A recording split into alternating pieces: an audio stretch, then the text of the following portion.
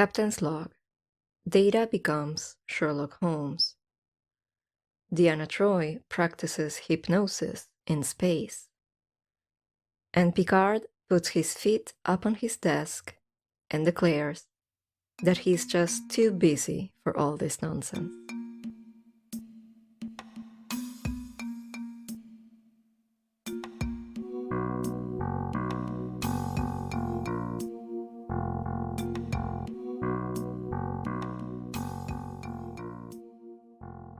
Hi, I'm Broccoli. Welcome to Cancel Red Alert.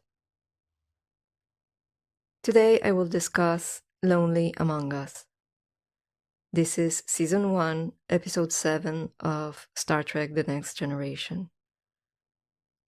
This episode aired for the first time on November 2nd, 1987.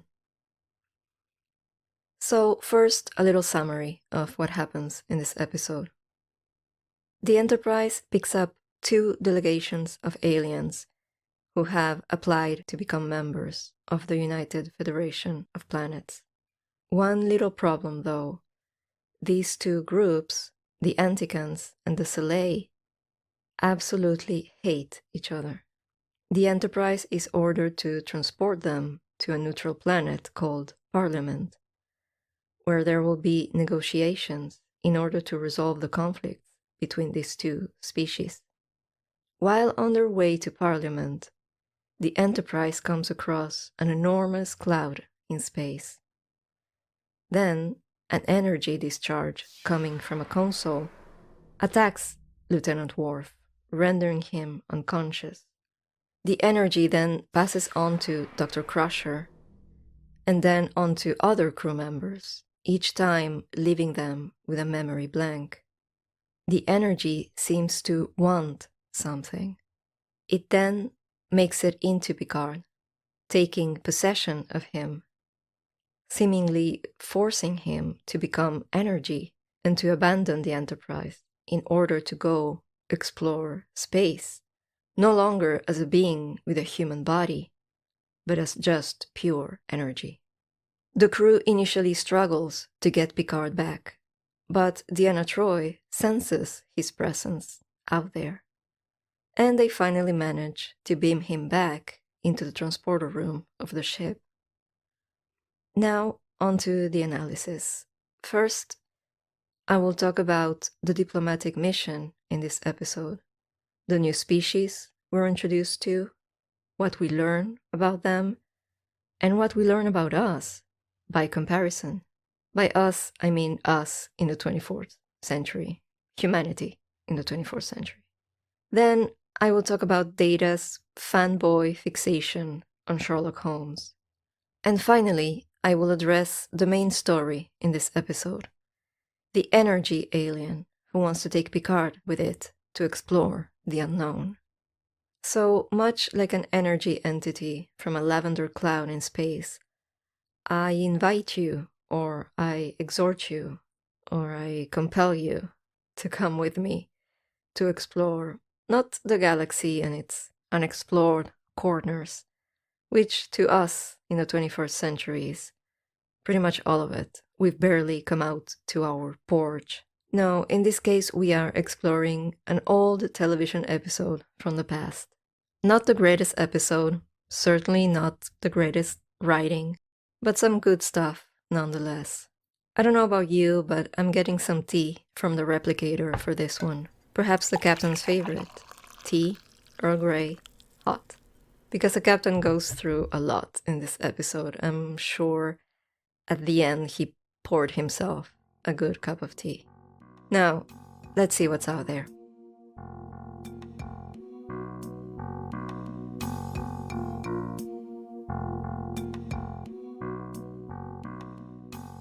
In this episode, the crew of the Enterprise is on a diplomatic mission. The first scene of the episode takes place in the transporter room, where Captain Picard, First Officer Commander Riker, and Chief of Security Tasha Yar are waiting to formally receive a group of aliens. They're all wearing dress uniforms, which is like the standard uniform but longer and with a golden or silver finish. And when they're wearing their dress uniform, that's how you know it's diplomacy time, baby. The Enterprise is orbiting the two main planets in the Beta Renner system. These planets are called Antica and Soleil. Their mission this time is to transport a delegation from each planet to a neutral planet in order to conduct peace talks. The idea is to help these two species resolve their conflicts, and to get them on track to become members of the United Federation of Planets, as they have requested. But as soon as the delegations are beamed onto the ship, there is trouble. And that's because these two species really dislike each other.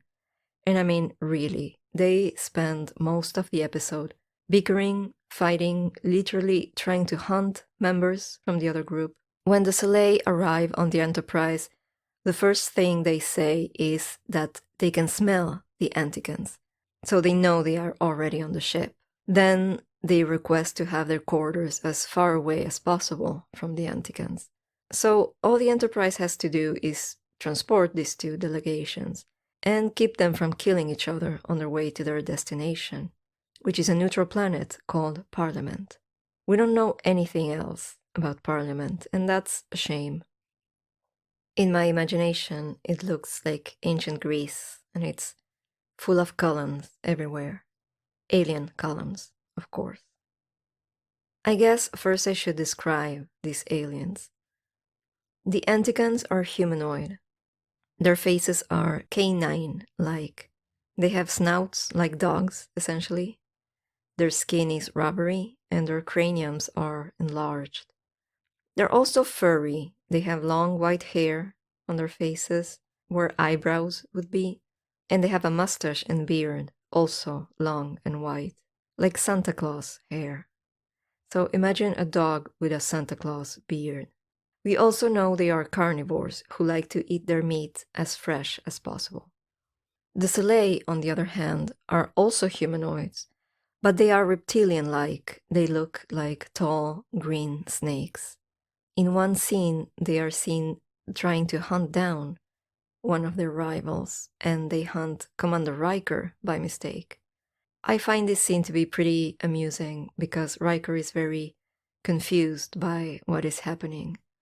He finds himself with a bright neon rope around his neck, and the Soleil just goes like, oops, sorry, wrong species.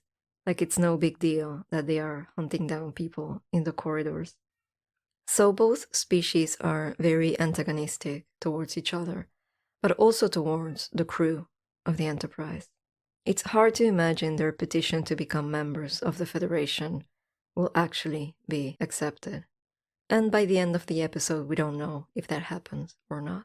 We don't actually find out much more about these aliens beyond these facts.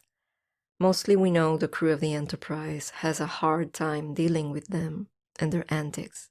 Even if we don't learn much about them, whenever there are alien species on Star Trek, it's an opportunity to learn more about humanity in the 24th century, by comparison or by contrast. And this episode truly delivers in this aspect because it is thanks to the dietary needs of these aliens, their need for meat, and how they like to eat their meat, that we learn that humans in the 24th century no longer enslave animals for food purposes, as Riker puts it. We have essentially gone vegan, at least for the most part. This 24th century veganism is possible thanks to replicator technology. So the meat, and I guess other animal-based products, are inorganically materialized out of patterns used by the replicator. As I was saying, the crew of the Enterprise has a lot of trouble dealing with these warring aliens. And this is made very clear at the end of the episode, when we find out that the Anticans have likely been successful at hunting down one of the Soleil delegates. They have killed him, and they have asked one of the cooks on the Enterprise to broil the Soleil delegate so they can eat him. And this is a strange scene because it seems like the situation is being played for laughs.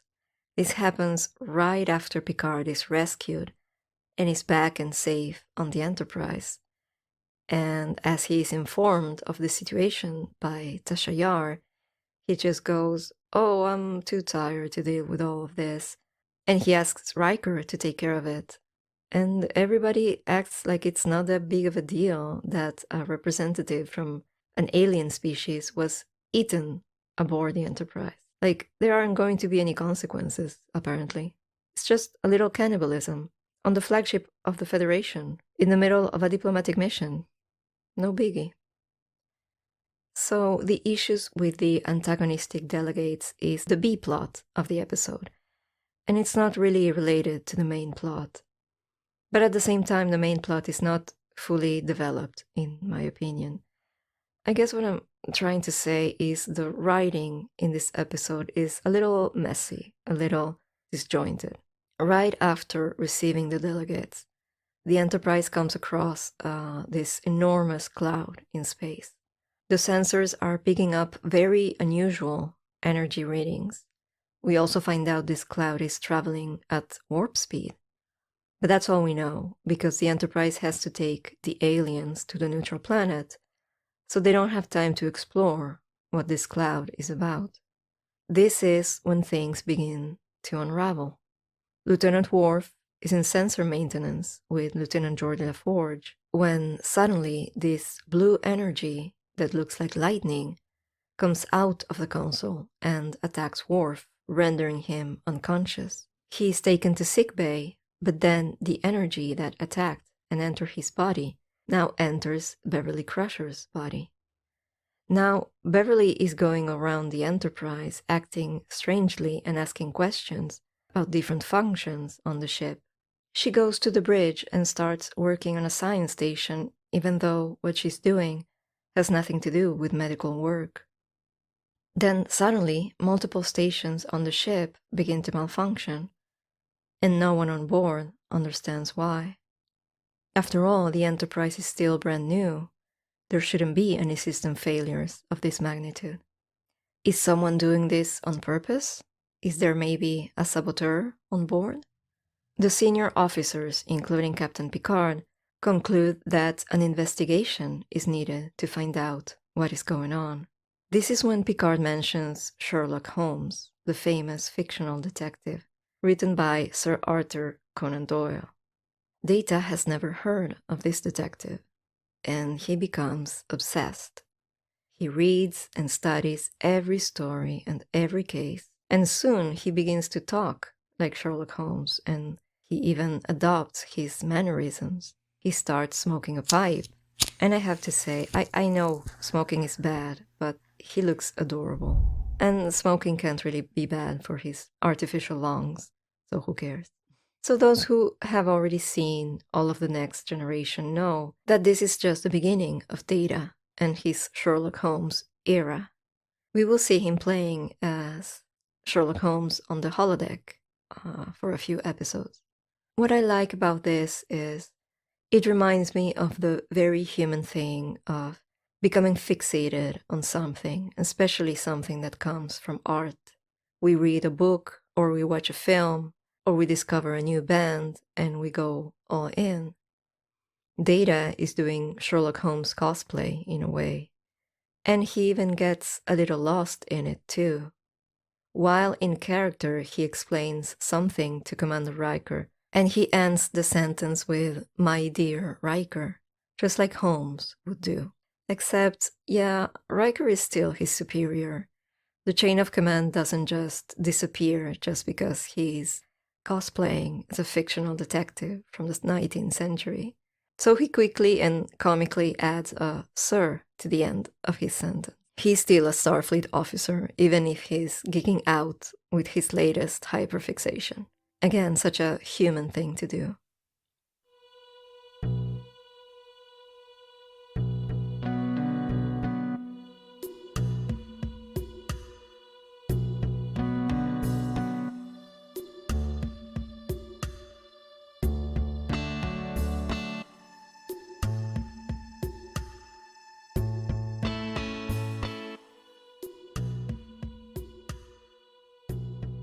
The mysterious blue energy keeps moving and going from crew members to different consoles on the ship until it eventually makes it to Captain Picard.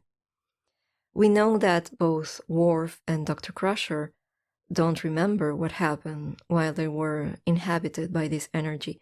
They have no clear memory of the experience. We also know that when the energy takes over someone, they start acting weird and they become very interested in how the ship works and as if they wanted to interfere with it. The chief of engineering, who was briefly taken over by this energy, was killed by it. And now this energy is inside the captain. Picard orders the crew to change course and to head back to the site where they first saw the mysterious big cloud. This, of course, makes no sense, especially because Picard won't explain his decision, and his behavior in general is very different from the usual. He's cold and arrogant and weirdly authoritarian. Honestly, he's acting like a jerk to everyone on board. So the senior staff is considering relieving him of command. This is when suddenly the life form that inhabits Picard decides to reveal itself to the crew. We don't really understand why, or at least I don't understand the logic behind this decision. The life form was hiding inside Picard, and then suddenly, for no clear reason, it decides to explain everything to the crew. I mean, it does this because the Enterprise has arrived to the cloud, which is where the energy being wanted to go back to, but it's still not clear why it decides to explain everything out of the blue.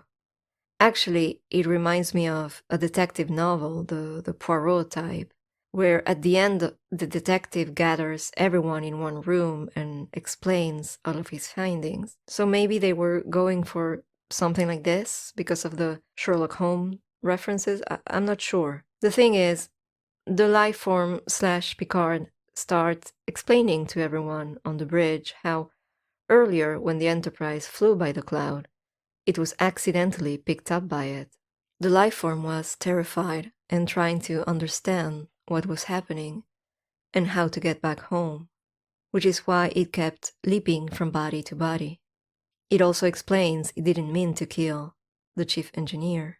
The life form explains that it shares with Picard the desire to explore the unknown, and therefore it decides to take Picard with it once it goes back home to the cloud. It will somehow free Picard of his physical body, turning him into pure energy, and therefore giving him the capacity to explore beyond human expectations. The entity manages to beam Picard to the cloud, but the crew manages to get him back, and that's the end of the episode. And oh, by the way, I just realized this episode begins and ends in the transporter room. Like I said, the writing is a little sloppy. To me, it's not so much about whether things are plausible or not. I think what bothers me about this episode is that there's a lot we're not told, so the heart of the story is hard to understand. It's never clear whether Picard was aware of what the life form wanted to do. It sounds like he didn't consent to go with the life form, but it's possible that he might have. He is an explorer, after all, and when presented with such an amazing opportunity to explore, he might have said yes. But we don't know this because we never get any interaction between Picard and the life form that takes over him. It's also unfortunate that the life form says its main desire is to explore, and yet when it comes into contact with the different humanoids of the Federation, it shows no interest to explore them, to explore us. It just wants to go back home. Maybe we're not that interesting, I don't know, but I find that odd. And I'm also sad that we don't learn more about this life form. It's made of energy, no matter. Its home is a cloud in space, a cloud that travels at warp speed.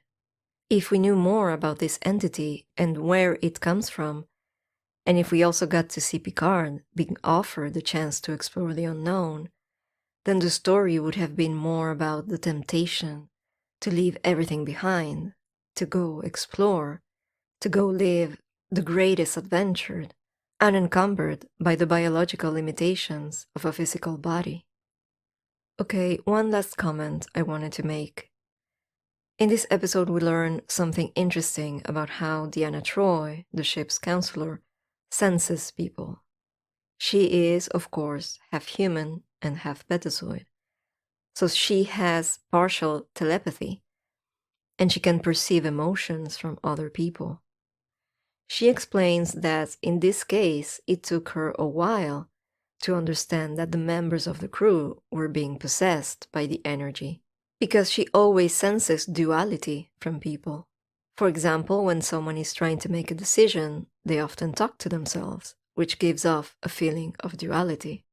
I like this. It's a nice, simple detail that adds to the complexity of Betazoid telepathy, making it seem more realistic. Also, in this episode, Deanna tries hypnosis on Worf and Beverly Crusher, since neither one of them can remember anything from when they were inhabited by the entity. It's an interesting scene. It's actually a creepy scene, because both patients start talking about how there was something else or someone else inside of them. Again, it's too bad the episode didn't go any further on this idea, exploring the possession by the alien, or at least learning more about who this alien is and what they want. Okay, I lied. There's another comment I wanted to make about the music. This episode's score was composed and conducted by Ron Jones, who wrote a lot of the music for the first 4 seasons of TNG. The music in this episode is almost mystical. It's beautiful and enigmatic. It almost makes up for the sloppiness of the plot. Where the writing fails, the music elevates the story, adding mystery and a whimsical feel.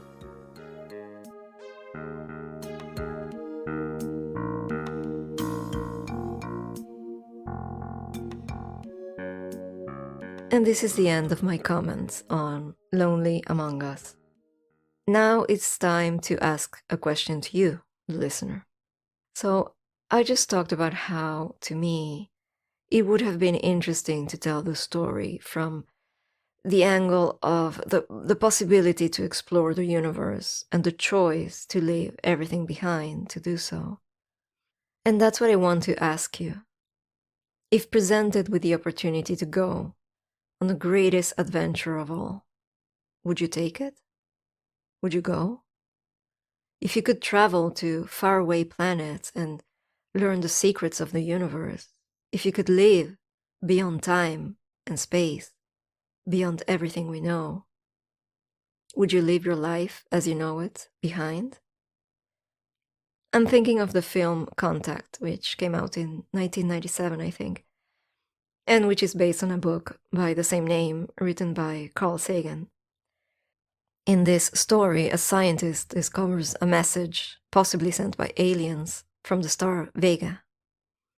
This message contains instructions to build a machine that could transport someone, just one person.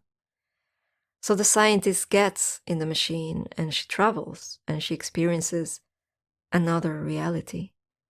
I don't want to spoil the film or the books if you haven't seen it, but I find that story to be so exciting and so emotional as well. The idea of embarking on a trip that we don't know where it will take us or for how long. It's an adventure. Would you go on this adventure? I think I would. That's it from me. Until next time, live long and prosper.